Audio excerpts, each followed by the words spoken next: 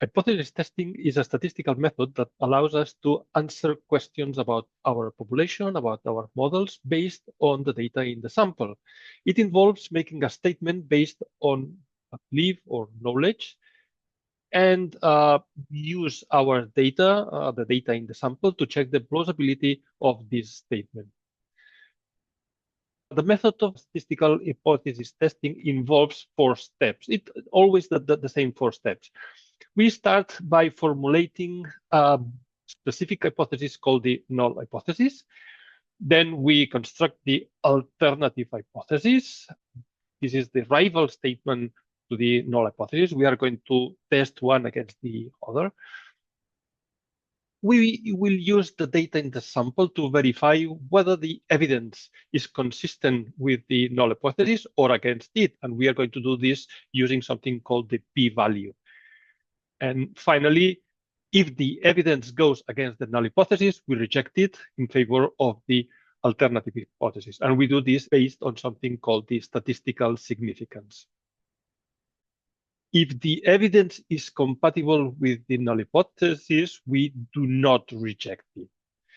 There's here a strong analogy with criminal trials in the English, but not only with the English legal system. A defendant can be found guilty, but nobody is ever found innocent, simply not proven guilty. So here, the null hypothesis would be that the defendant is non-guilty. The alternative hypothesis would be that the defendant is guilty. We need the data, the evidence to prove that is guilty. But if we cannot prove this, we are not going to say that the defendant is innocent, but we are just going to say that we cannot prove that is guilty is non-guilty.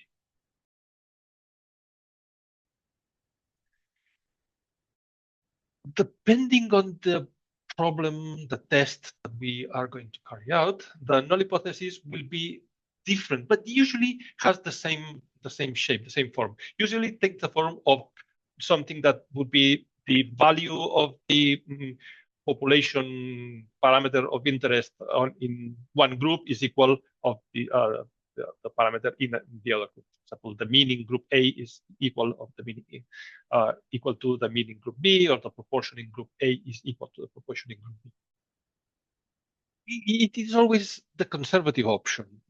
It is the option that nothing happens, that there is no change, that nothing happened, that there is no difference. And again, we will never demonstrate that it's true. We have to demonstrate that it's not true, that there is evidence that is not true. We are going to use the data from the historic whale catch data from the Australian whaling stations 1925 to 1978 is a data set that is publicly available, produced by the Ocean Biodiversity Information System. But we are going to use a subset. We are going to use the data corresponding to the most common caught whale, the humpback whale, in the years 1949 to 1962. So, question. We may not know a lot about whales, but we may expect that the proportion of male and female whales will be basically the same. So what is the proportion of males among humpback whales? So here, the null hypothesis is that the proportion is 0.5, which means that male and female are basically in the same proportion.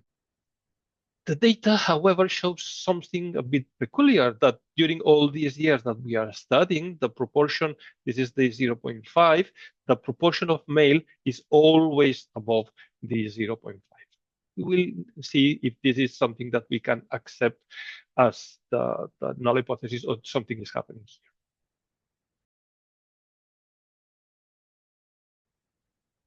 So we need now to construct the alternative hypothesis. In most of the hypothesis testing situations, the alternative hypothesis will be that the parameter in the group A is different from that in B. So null hypothesis that they are equal, the alternative hypothesis that they are different, they are not equal. In some cases, however, we would like to be more precise on what this different from means, and we can choose one of the following options, that it's greater than or less than.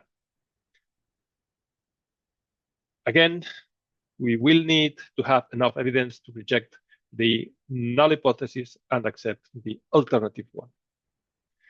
So again, about the proportion of males in the humpback whales. The null hypothesis is that the proportion of males is 0.5. The null hypothesis would be that it's different of 0.5. If I knew nothing before starting this process, this would be my alternative hypothesis. If they are not equal, the proportion of male and females is not equal, it could be either that they are more male than female or that they are more female than male. I don't know. And either way would be enough for me to understand that they are different.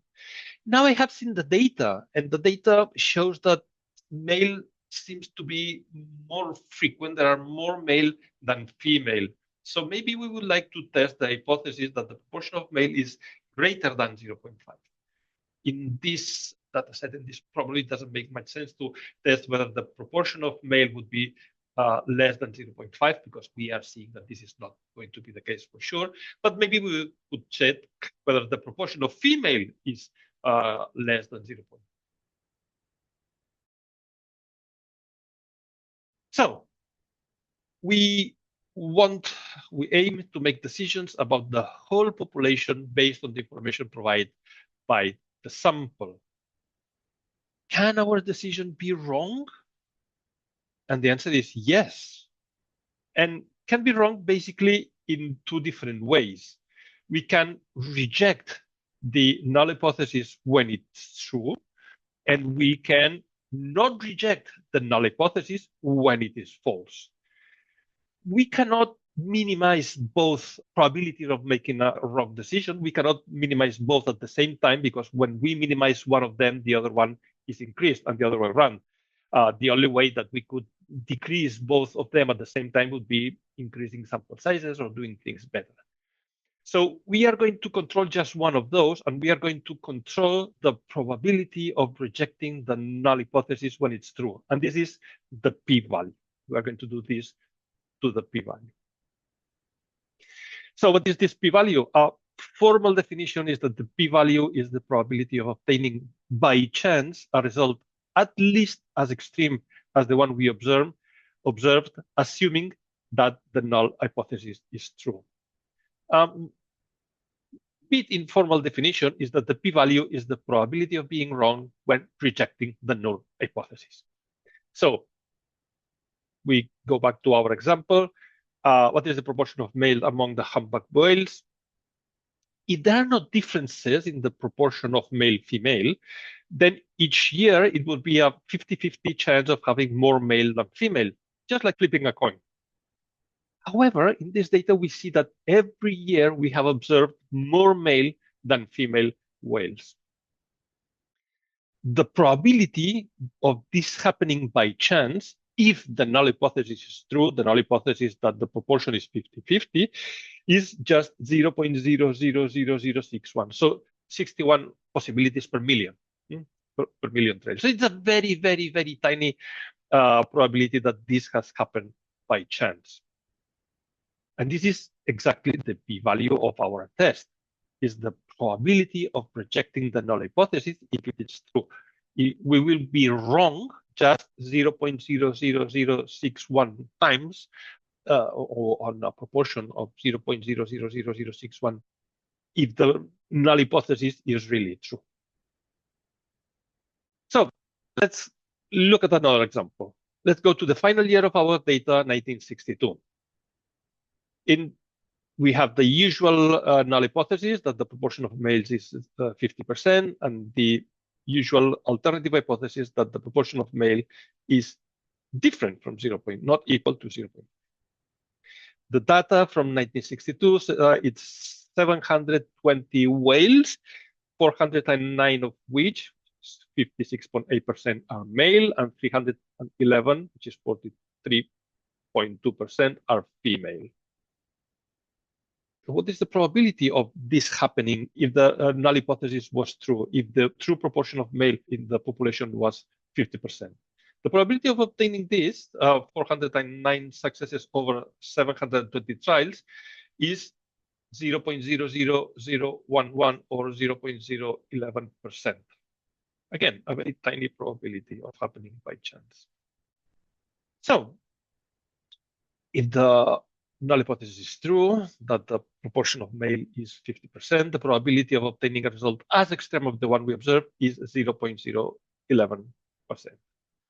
This is the p-value if we look at one side, the probability of having more male than female, but the probability of male being greater than 0.5.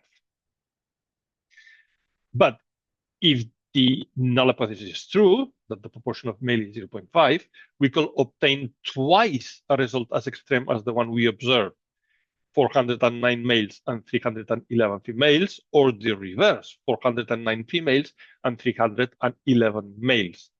So here we are looking at both sides of the distribution. We are using the alternative hypothesis that the proportion of male is different from 0.5. It's not equal to 0.5. Now the p-value is twice the one we found because we are looking at the two extremes of the tails of the distribution. So if before was 0.011%, now it's 0.022%. Still tiny.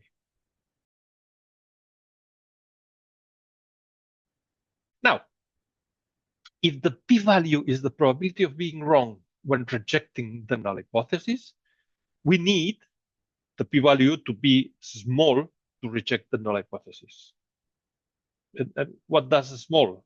Well, we need to define a significance level that we will call alpha, which is the critical threshold value for the p-value below which we will consider that we have enough evidence, in our case, against the null hypothesis.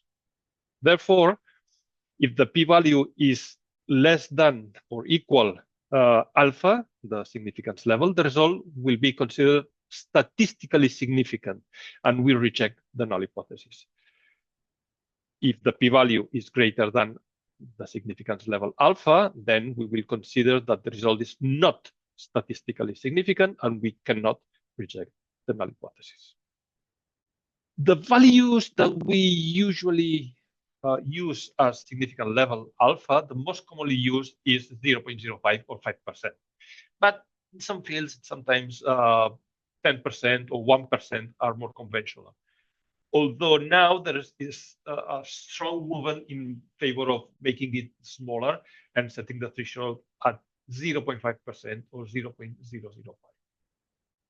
Whatever the significance level is, we must acknowledge that this threshold is arbitrary. For example, let's say that we use a significance level of 0.05. A p-value of 0.0499 is basically essentially not different from a p-value of 0.0501. They are very similar. However, each one of them is at a different side of the threshold, and we would make a completely different decision if we strictly follow the significance level rule. So we have to be a bit cautious when taking these significance levels. P-values that are well above or well below alpha lead us to a very straightforward decision. We can easily reject or not reject the null hypothesis. However, when p-values are close to alpha, the decision usually is inconclusive. So the p-value is the probability of being wrong when rejecting the null hypothesis. The significant level is the threshold below which we will reject the null hypothesis. For example, if we have a p-value of 0.03, it will be significant at 0.05 level, but will be not significant at the 0.01 level. And this is very similar. Actually, it's the same that we did when using the confidence interval for estimation. The 5% significant level is the complementary of the 95% confidence level. So using a 95% confidence interval or using a 5% significance level is basically the same. It's the same. And the same will happen if we use a 99% confidence interval and the significance level of 0.01 or 1%. So how do we use confidence intervals in hypothesis testing? So if a p-value is less than the significant level, then the null hypothesis is rejected in favor of the alternative hypothesis. So in this case, the value of the null hypothesis will be outside the limits of the confidence interval. If the p-value is greater than the significant level, then we cannot reject the null hypothesis, and the value of the null hypothesis will be within the limits of the confidence interval. So let's have a very simple example. Let's say that we collect a sample of 100 whales. We want to test the hypothesis whether the proportion of males is 50%, with the alternative that the proportion of males is not equal to 50%. If the null hypothesis is true, we will expect to have about 50 males in our sample. Well, what if we have 45 male and 52 female in our sample? Is this a possible result if the null hypothesis is true? Well, if we test the hypothesis, we will get a p-value of 0.764, which is a large value that doesn't allow us to reject the null hypothesis. If with this sample we construct the 95% confidence interval for the proportion of males, we will have that the confidence interval goes from 0.379 to 0.582, which means that 0.5 is within the limits. Now, 42 male, 58 female is a possible result if the null hypothesis is true. Well, if we test the null hypothesis against the alternative with this data, the p-value is 0.133, which again is greater than the significance level. We cannot reject the null hypothesis. If we construct with this data the 95% confidence interval, again, 0.5 is within the limits of the confidence interval. So we have exactly the same result or the same decision if we are using the p-value or if we are using the confidence interval. The last example, what if we have 20 male and 80 female? So now if we test the hypothesis with this data, the p-value will be basically 0, which means that we reject the null hypothesis and we take the alternative one that the proportion of males is different from 0.05, and the confidence interval now does not include the 0.5, the null hypothesis value. So this is the theory. Now we should apply this theory to tests, to answer questions, to see if our models are well fitted. Each statistical problem requires a different test. Most of them at some point will require an hypothesis test. Some examples, the more basic ones. If we want to compare a mean, the population mean with a value, we will use either the one sample t-test or the Wilcoxon test. The one sample t-test is the parametric test, is the one that requires some assumptions on the distribution of our data. Wilcoxon test is the non-parametric version that does not require any distributional assumptions and can be used always, whether the assumptions do not hold or even when they hold. The only thing is that when they hold, it's a bit less conclusive than the one sample t-test.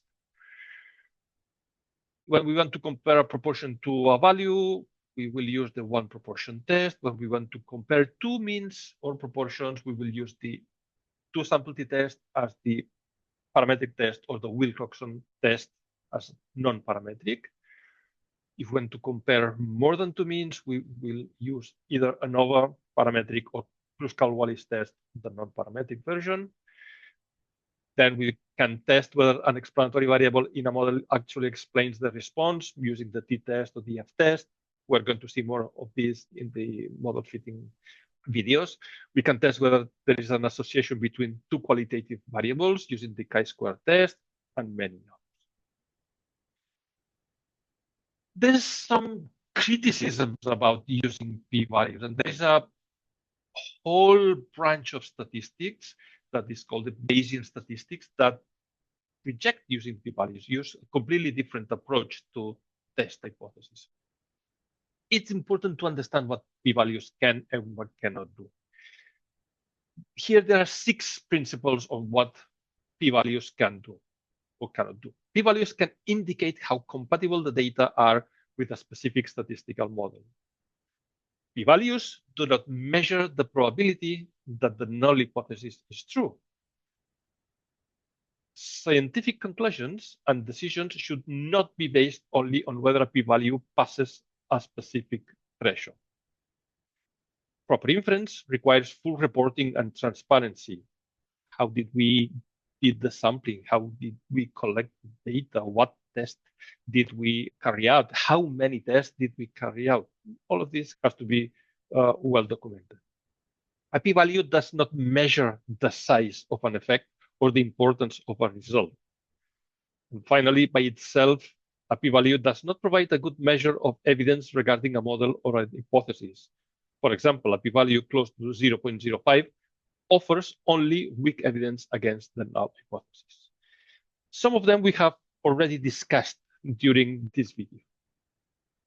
So, recap of the hypothesis testing procedure cookbook. What you have to do is first learn which statistical test do you need for your problem. And once you decide, or once you know which test you are, it's most likely that both the null hypothesis and the alternative hypothesis will be predefined. Then collect the data and use this data to perform the statistical test. You don't have to do that. The statistical package that we are going to use, for example, R, is going to do this for you. Obtain a p-value. So the result of this test with your data is a p-value that is also computed, obtained by the statistical package. And then we compare this p-value with the significance level or levels that we have set up and make a decision. When the p-value is less than the significance level, we consider the results that are significant and we reject the null hypothesis. If the p-value is greater than the significance level, our results are considered not significant and we reject the null hypothesis.